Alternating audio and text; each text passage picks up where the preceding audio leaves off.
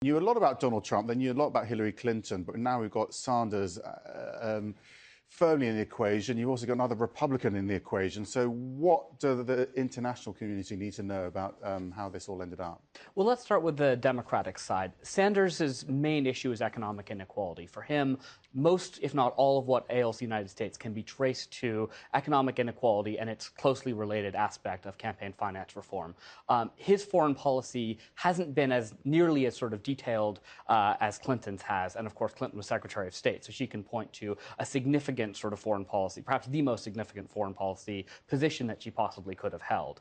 On the Republican side, in terms of foreign policy, you have in Trump, Cruz, and Rubio three slightly different visions of what a Republican foreign policy might be. Rubio is the most straightforward inheritor of the George W. Bush legacy. He has many of the same advisors. Cruz is much in the same category. He's taken a few more marginally isolationist tacks, and he's taken a few stances like opposition to torture, which Rubio has not come out for.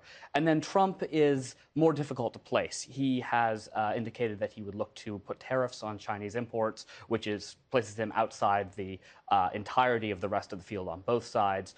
He's indicated that he's willing to be very aggressive in pursuit of what he defines as America's national aims, but he's also has a sort of transactional approach. He wants to make American allies pay for American military protection and American security guarantees, which would be out of step with the history of American foreign policy. So when you talk about a very conservative stance on foreign policy with Cruz and Rubio, how might someone in the Middle East, for example, or in Europe see that play out if they get to the White House? They'd be more inclined to engage in sort of aggressive military action in the Middle East. They'd be more willing to take unilateral action on military issues. They would probably be more aggressive with Russia.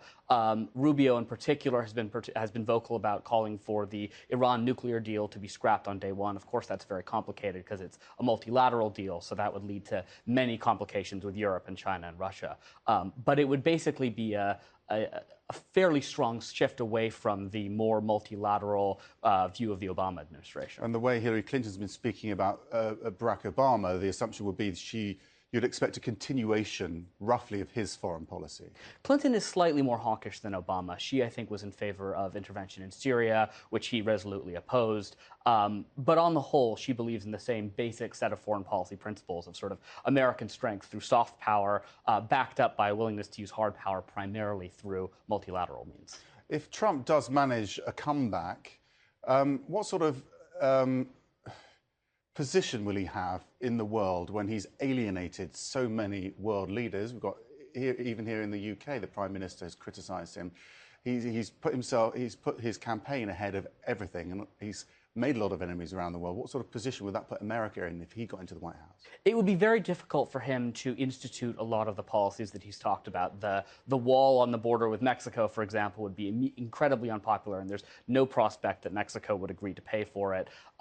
I suspect that the weight of sort of pre-existing institutions and the weight of pre-existing international obligations would force him towards a more conventional set of foreign policy choices. But it's very difficult to say. I mean, there hasn't really been a president like Trump in modern history. I think you'd have to go back to Andrew Jackson to find the closest analog. Okay, it's still early in the day, of course. Jacob, thank you very much indeed.